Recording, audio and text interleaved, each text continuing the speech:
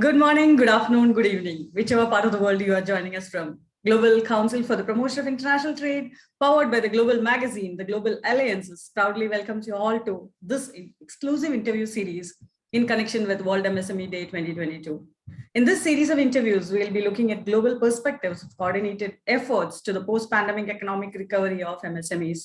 I'm Aparna G. Kumar, the Global Co-Chairperson of GCPIT and your host for the show.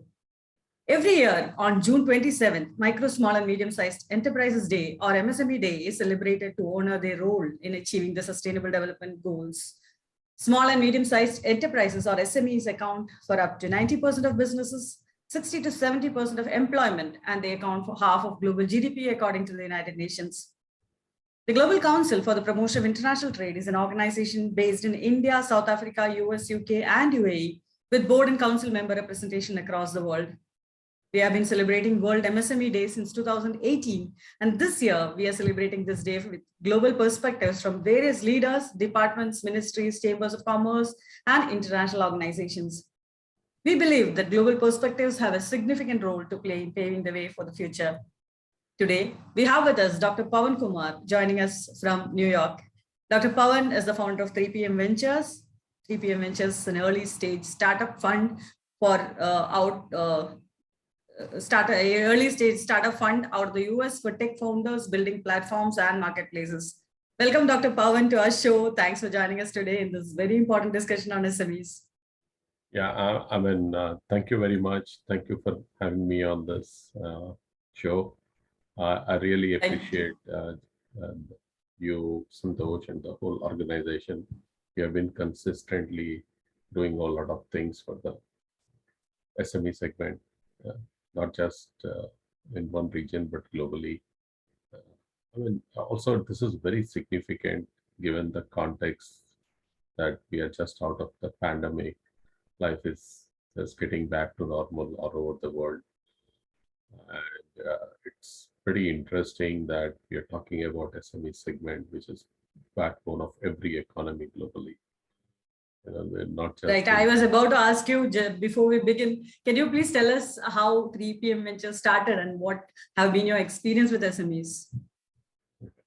So I need to talk a bit about myself just to relate to 3PM Ventures. So I come with a tech background and spent 3 decades in different industries and across different geographies. And I also did 2 startups, one in 1995, exited in 1999, and second one in 2001. The second one we shut down after a while, but we made some decent return by then. So I've been associated with startup ecosystem for 2+ decades, not just out of India, where I did the startups, but also across the world.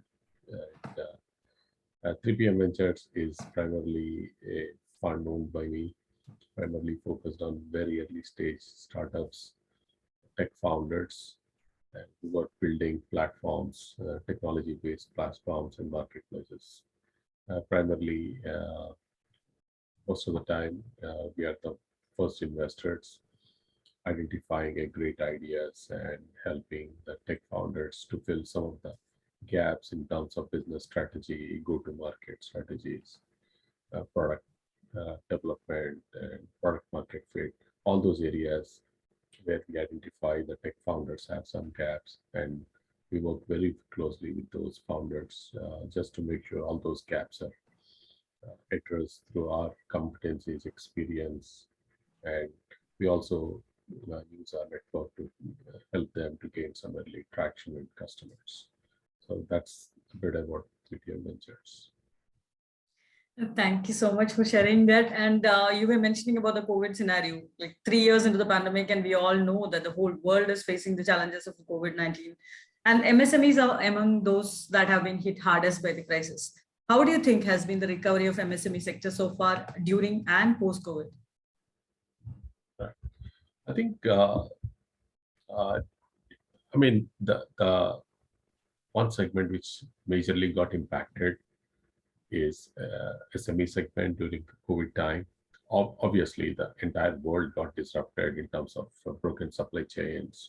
Nothing was moving. lot of transport networks were completely out of service. The aircraft stopped flying, and the shipping lines were not there, and the ground transportation almost came to a halt.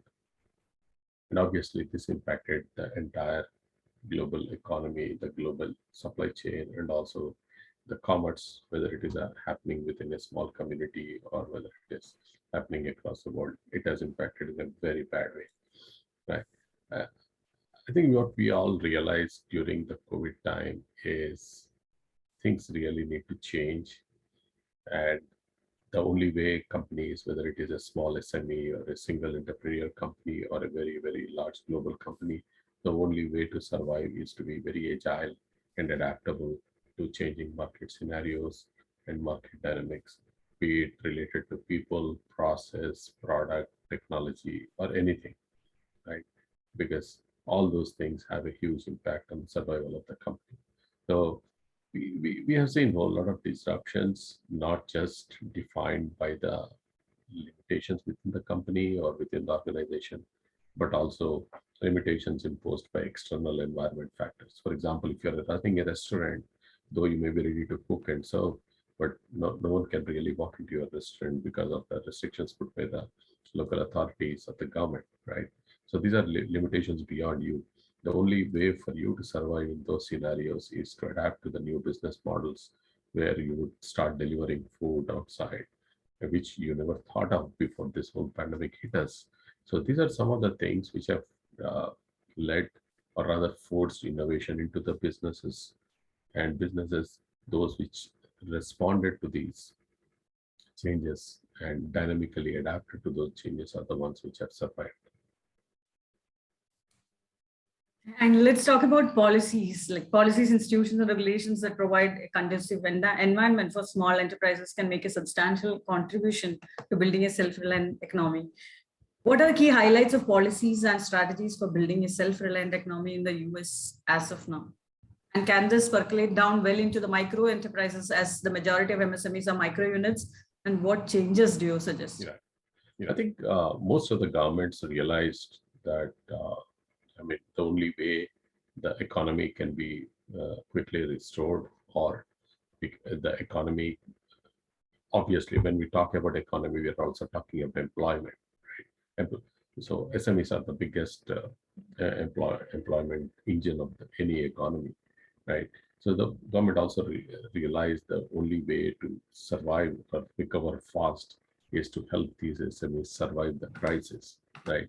If you look specifically to US, the US government introduced a lot of financial assistance programs, be it paycheck protection program. If you are a SME or a micro enterprise, you had some payrolls, you could continue to run those payrolls with government assistance. And then there are a lot of concessional loans given for these small enterprises to survive the crisis.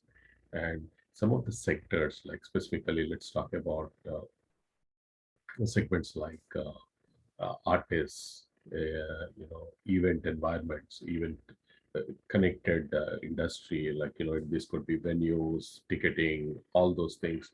They got special assistance from government to survive, financial assistance.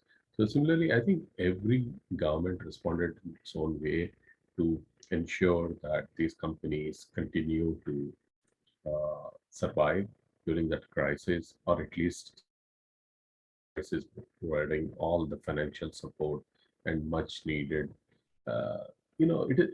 In addition to financial support, you could also see a lot of involvement of government in communicating and in also letting these company owners know that there is a whole lot of assistance coming, so that they don't have to get demoralized and continue to look for some positive outcomes once the crisis is over.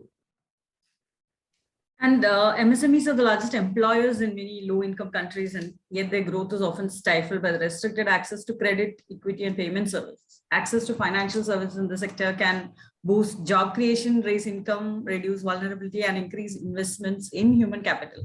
As a founder of a startup yourself, and also working with tech startups for providing funds for them, what, according to you, is the situation of MSME financing instruments in the US during and post-COVID? As you said, governments have been supporting a lot. Numerous financial instruments available, right? If you look at, so every startup when it begins, it is like SME, right? There isn't much commerce around it, much scale around it, unless the startup really breaks out through its innovation or some niche or some real new business models to scale beyond their small size and all. Again, startups have the unique advantage of being funded by investors, because investors looking for some phenomenal returns and also looking for disruptive ideas or business models which are addressing real big problems, not in a small geography like an SME, but on a larger scale across a community, across a country, or across the world. Because of that, the startups have the huge advantage of a whole lot of funds coming into it. But again, SMEs have the limitation in terms of what sort of fundings are available for them. So talking specific and just going back to my previous point, I think a whole lot of resistance came in from government in terms of the pay protection programs and soft interest loans, and those things continue to exist. And some of the companies recovered very well using those avenues and getting those financial assistances. Uh, and also, I think with the return to the pre-COVID sort of situation, a whole lot of businesses are thriving today for a couple of reasons, right? One, we all know like quite a few businesses shut down. That means there is enough demand for those which survived, because now they are able to serve the same customer base with but less number of companies are serving now. That's one. Second thing is, most of these companies adapted to new business models and also discovered new avenues of business. For example, a restaurant, earlier it was just serving dine-in, now realized they can do deliveries, they can employ people, within to deliver within the community, all sort of things. And the next thing is, because everybody is coming back to pre-COVID, everybody is excited to out of the house and explore life, right? So, be it holiday, be it travel, be it tourism, all those SME segments which are related with this people consumer movement are suddenly seeing a huge spike, because everyone wants now to get out of that COVID situation, go out, socialize, meet people, travel, have holidays, all sort of things. So there's a huge recovery happening, right? And US is one of the very hot, fastest growing markets globally, and SME segment is one of the biggest beneficiary of the spike and return to pre-COVID scenarios. How is the current scenario in terms of job creation in the MSME sector? Yeah, I mean, I think the job creation is recovering. Say, for example, if you look into the US statistics, it says like the US SMEs in the last 1 year added close to 6.5 million jobs. So they have recovered 60% of all the jobs which have been lost during COVID time. They were able to recover it.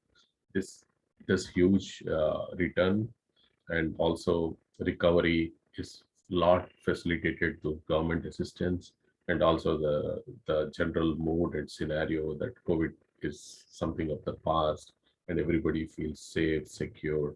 And also don't forget, the biggest boost for this entire recovery came from the involvement of the governments globally in terms of administering vaccines. The government hasn't taken the real initiatives across the world of free vaccinations and ensuring that the public distribution of these vaccines to every corner of any country happens, we would not have seen these sort of recoveries, right? I think we should really give huge credit to the governments globally who have really realized that the best way to really get out of this pandemic situation is to get fully involved into not just boosting through money, but also, doing things like, COVID vaccinations and creating new infrastructure in terms of healthcare so that everything happens faster and it's a lot more accessible to anyone and everyone across the country. Right, I totally agree with you. And what impact do public-private partnerships have on economic growth, according to you? How are the leaders promoting the PPPs? I think private-public partnership is a very interesting space, right? Because you see that many governments globally realize it is far more efficient to let the private enterprises do things rather than government trying to do many of the activities, right? Because it gets a lot more expensive, very bureaucratic, slow processes, and it takes long time to deliver the value or the service. So that's where you see a lot of private getting involved into it, and especially during COVID, governments realize this a lot more. For example, if you take the healthcare sector, right? It hasn't seen at any time so much of liberalization by the government. All the regulations were eased up. All the things like the telemedicine became the biggest success during COVID time because uh, all of us realized it is not physically possible to go and visit a doctor and see him face to face. So I think private-public partnerships saw a new phase of change and innovation during the COVID time, and SMEs are the biggest beneficiaries of those changes. Right? We may look at these policy shifts at a macro level and see that this would involve big change for the big industry. But if you look at micro level, right? If somebody is setting up a telemedicine setup in his doctor setting up a telemedicine setup in his practice in his clinic, there are a lot of SMEs which are involved, whether it is installation, whether it is supplying the equipment, or whether it is providing the hardware, whether it is providing the backdrop so that it looks a lot more decent. So many things SMEs are involved. So I mean, the best part we really need to look at is the way the ecosystem is developing around large enterprises with a lot of outsourcing happening. And eventually, at a stage where the service or the product really gets delivered, it is the SMEs which are really involved into it. And as a result of the fourth industrial revolution, the economy is transitioning from one based on manufacturing to one based on knowledge, where new ideas and incentives are becoming increasingly important for long-term growth. Through trade and intellectual property rights, creative industries are becoming a driving force for entrepreneurship and economic growth. What is your perspective on the creative economy? How countries are working on streamlining this industry? I mean, a couple of ways, right? I think we all realize every industry, every segment, every sector, irrespective of what it is, whether it is agriculture, manufacturing, technology, everywhere there's a huge play for technology, right? And technology is a big player for various reasons. One is in terms of efficiencies, productivity, better return on investments. In addition to that, we also should acknowledge even the manpower is becoming expensive, and also the supply of manpower is getting really, really shorter, right? A lot of SMEs in US struggle to find people to work because there is big shortage of manpower. And also with the level of education increasing, with sort of accessibility to education and trained and skilled jobs, you see a lot of manpower shifting towards all those trainings and going and taking up those jobs which get better better wages and also which are a lot more sophisticated and futuristic. So given this context, the technology will continue to play a big role. And as whether it is an SME or a large enterprise, technology has to play a role, has to be there, and also should be an integral part of this the whole business strategy. I mean, when we talk about business strategy, we think about large enterprises, only big organizations with somebody in tie and coat. No, even SME need to understand the importance of looking at a business, its survival and long-term growth in terms of how do they act smartly in a very strategic way, think through the whole environment and the community where they do competition, all these aspects of it to really survive and be relevant for long term. And COVID-19, as we all know, was a wake-up call. What advice would you like to give to SMEs across the globe from your experience? And what precautions should they be taking in case of any crisis in the future? Right. I think COVID-19 has been we all acknowledge it is a very negative uh, side of it, where, we lost a lot of lives.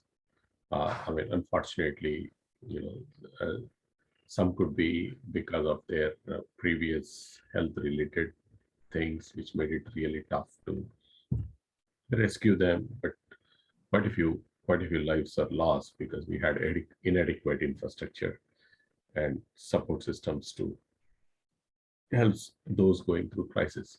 But again, the flip side of it, the positive side of COVID is we all realize that things could change at any time in a very, very short, notice, right?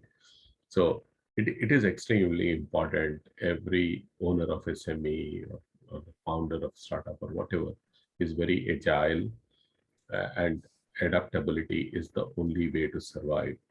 If you're not adaptable, you cannot survive in these environments, right? If you feel like, you can run the business in the same style, same way, and same approach for a long term, then eventually your business is going to run out of your business, and it would shut down. So it is very important that you adapt, be agile, and keep looking for changes which are happening external to you and adapt to them. That's one. Second thing is technology. There is no way you can avoid application of technology in your business.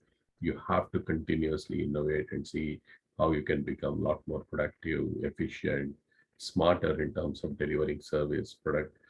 And the next big thing is, I think most of the SMEs are very community focused or very local to their small geographies. I think it is essential they become, their ambitions need to expand beyond what they do today, and they should have big and bold ambitions to change their business models. For example, if you're a restaurant chain and you're serving a small community and you're popular, as a as a owner of that restaurant, you should start thinking, how can I convert this into a strong brand? How can I build a franchisee network? Right? It all depends on how you limit yourself, not by the opportunity, but your own thinking and approach. If you're ambitious to start looking at how do we make it big, how do we go beyond where we serve, or how do you take it nationwide or statewide, that's where the real ambition has to be very, very strong.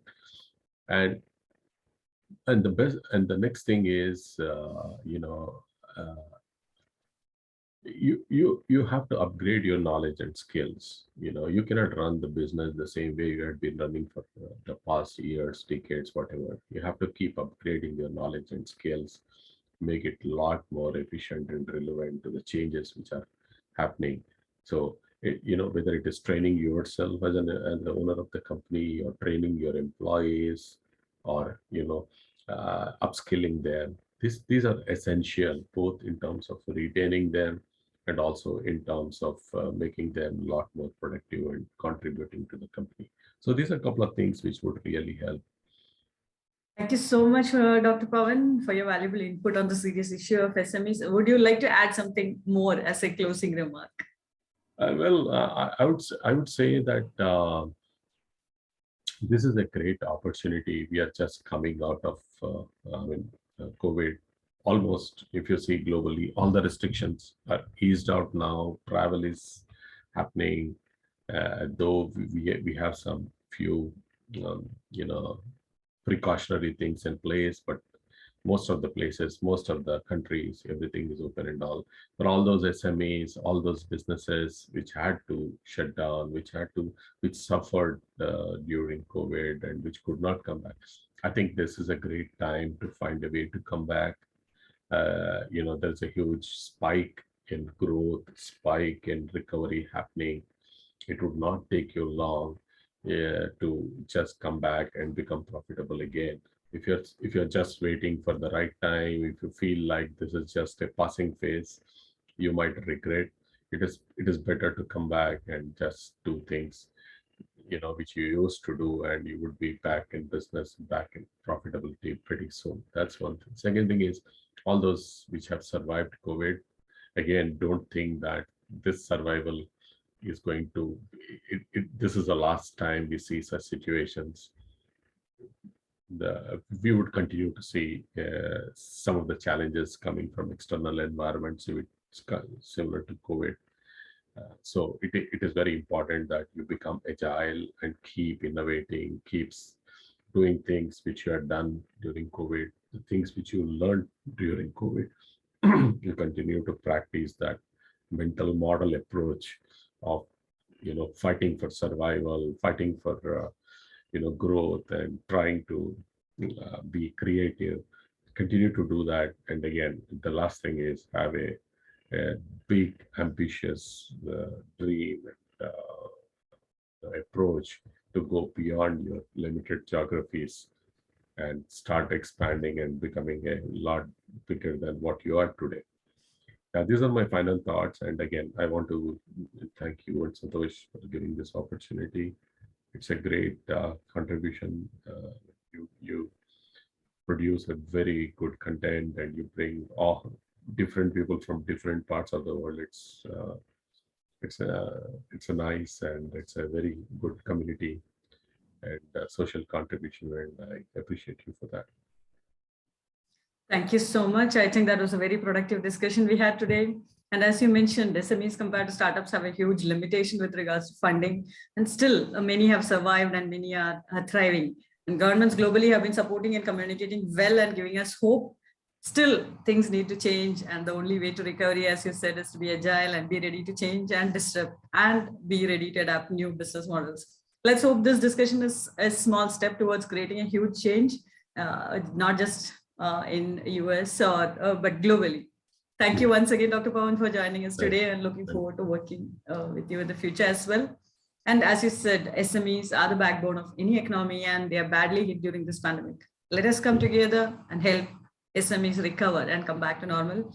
If you are an expert on SMEs, I'm talking to the audience, and if you have an opinion to share, we would like to invite you to join us in this discussion. Please mail us at contact@gcpat.us. And if you're an SME and have any questions or to ask or concerns to express, please comment under this video and we will take it up with the experts. As Dr. Pawan said, we are on a huge mission 100 million, a mission to touch the lives of 100 million entrepreneurs. If you would like to join us and be part of this game-changing mission, you can contact us through mail, or you can find us on all social media as GCPAT Global. Let's work together, change the world brick by brick, and let us be the change we wish to see in the world, as Mahatma Gandhi said. See you all in the next session with another expert leader on SMEs. Till then, this is Aparna Kumar signing off. Bye-bye. Take care. Have a great day.